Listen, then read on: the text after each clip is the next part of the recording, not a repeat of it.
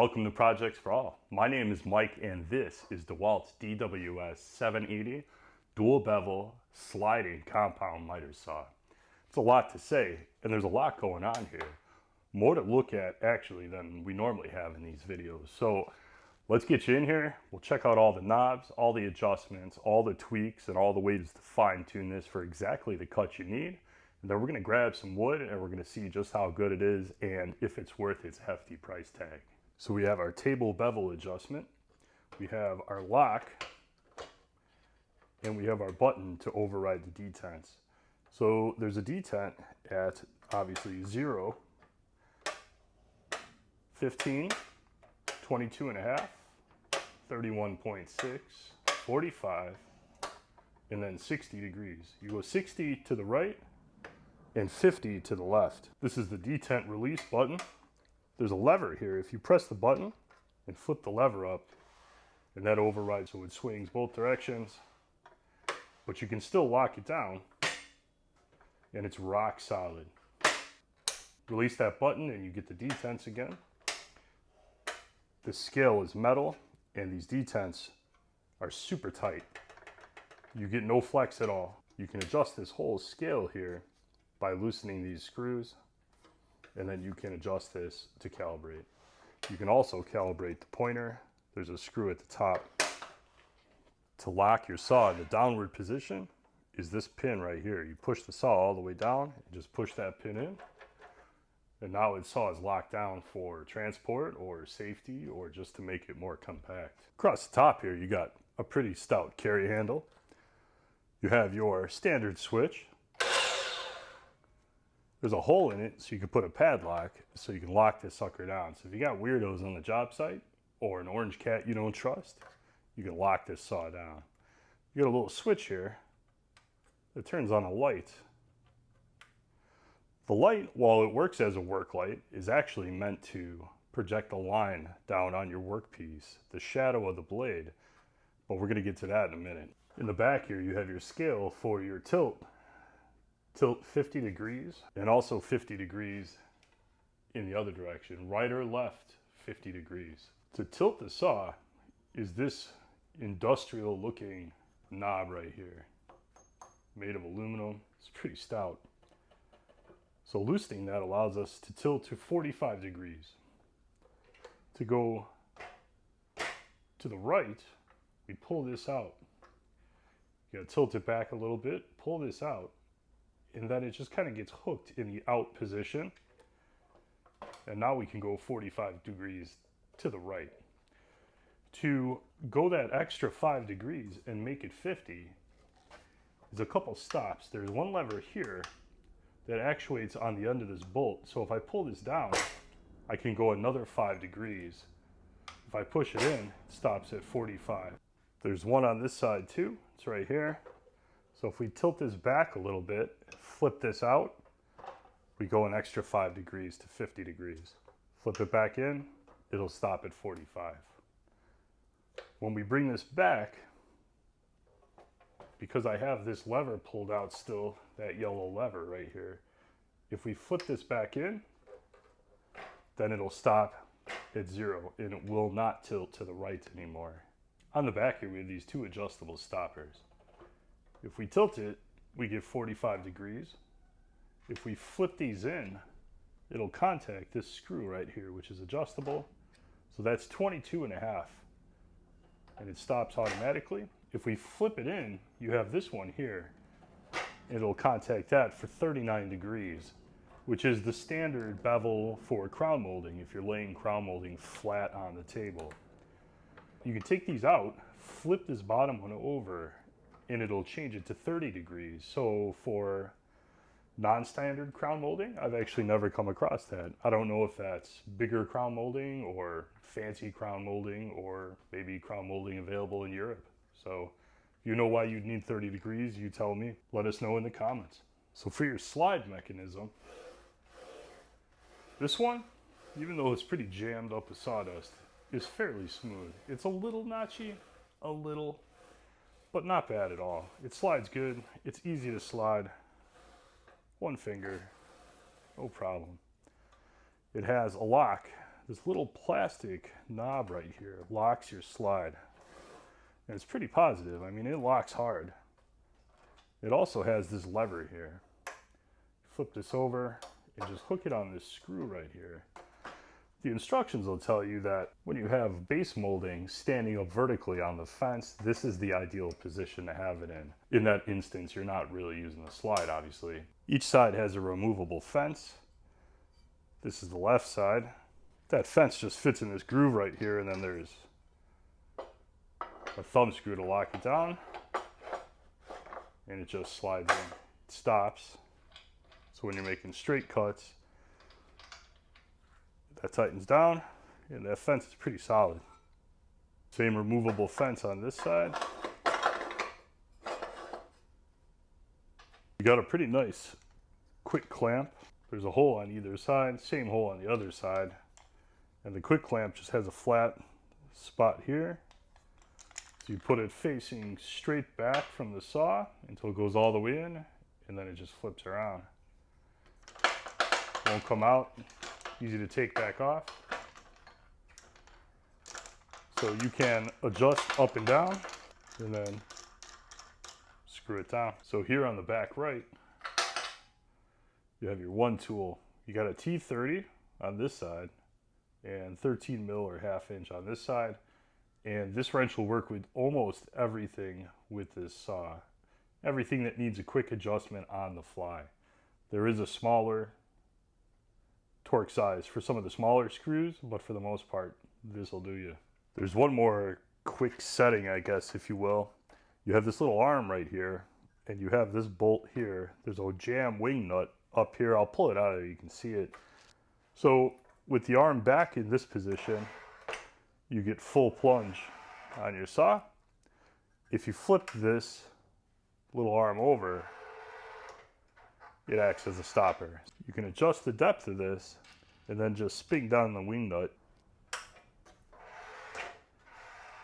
The nice thing about this design is if you have a depth that you commonly use, you can always just leave this here.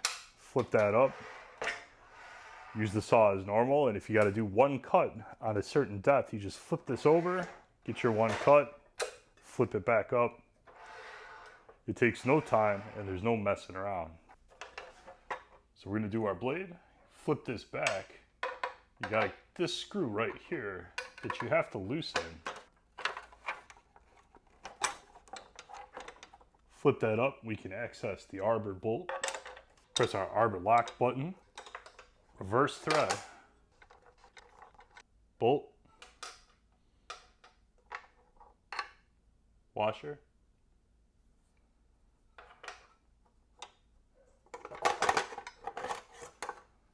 blades out. This is a 1-inch blade, 1-inch arbor blade, and it's got a 5/8 adapter that comes with this saw. So 1-inch blade, 5/8 arbor, basically just a washer.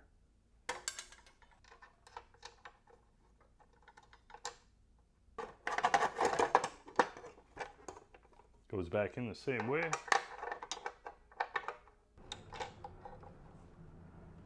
Good tight. And we gotta flip this back down. Get that all the way down. And tighten up our screw. So let's breeze through all the adjustments. There are a bunch of them. There's one for every angle, but I think we can get through them pretty quick. We're going to use this square. We're going to use the good old Wixie digital angle finder, and we should be able to knock this out pretty quick. If you don't have these tools, you should have these tools, because these tools time to time need to be checked, and these two tools will allow you to check almost everything. All right, so first adjustment, I'm going to push the table over until it hits the detent and it is supposedly at 0. And you can see it's off. So we're going to hit these 4 screws here and we're going to move this over, but let's check our blade first to make sure it's straight. All right, so let's check our blade now that we have it locked down and see if it's just the plate that's off or if the blade's off itself. And we'll check it against the fence. I rotated my blade around so this part of the square is not going to contact one of the carbide tips here and throw us off. So right there. And when it's set at 0 in the detent, the blade's not at 0. So we'll press our button, override the stop at 0, and we'll bump our table over until our blade is completely square with our fence. And that's completely square. So then we'll loosen these 4 screws. There's 2 on this side over here. And we'll move this detent plate over. So now it's actually at 0. So table's locked. I'm going to release the detent override. And I'm going to move this over until it locks into 0. And there you go. I'm sure you heard that click. So now this is locked into 0. The blade's still square. We'll tighten these back down so we know our scale here is going to stop us right at 0. And we'll recheck our pointer and make sure our pointer is actually pointed at 0 now. And I can see it over here and it's not. It's off by, I don't know, half a mil or so. So we're going to loosen this right here and we'll knock this over just a little bit so when it's at 0, it's at 0. There's no included tool on the saw for these smaller torque screws. They're T20s. So now the pointer shows exactly 0. So let's check our blade is square to the table. So this angle right here, we'll take our Wixie gauge, we'll 0 it out, we'll put it on there, let's see where it's at, almost. So the adjustment for that is this screw right here. We'll use the wrench that was included with the saw. Just make sure before you turn your screw to square your blade to the table, you loosen up your tilt knob. Otherwise you'll be turning this screw and nothing will be happening, and I don't know, it's probably not good for it. So yeah, just make sure you turn this.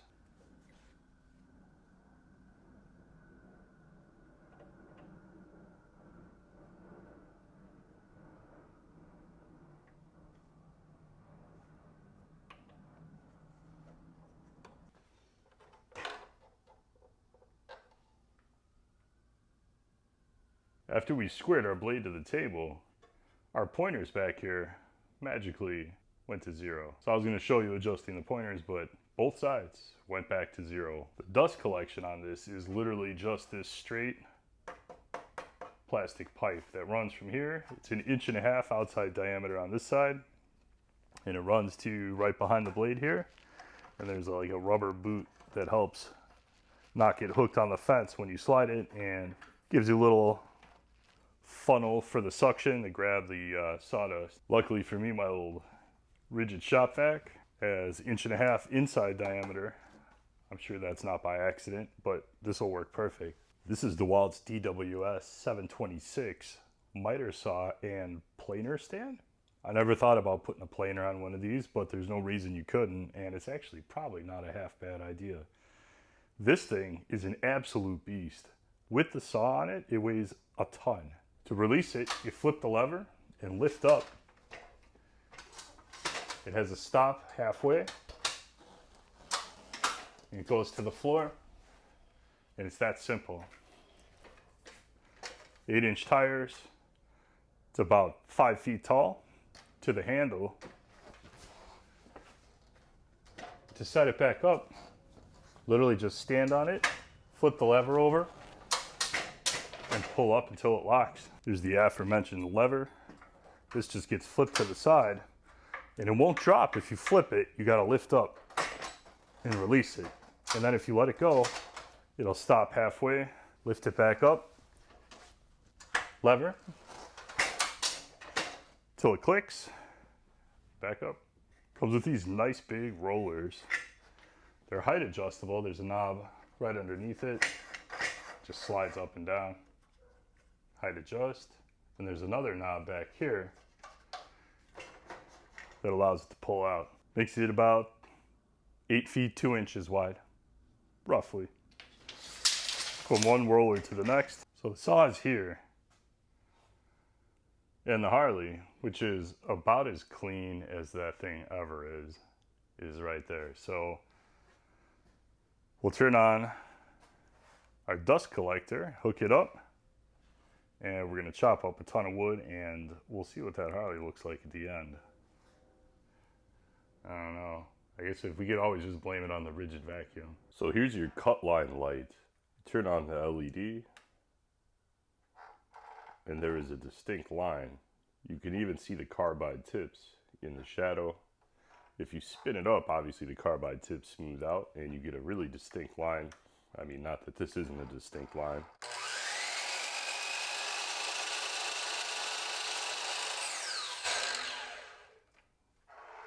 Pretty awesome. Beats this. Much better.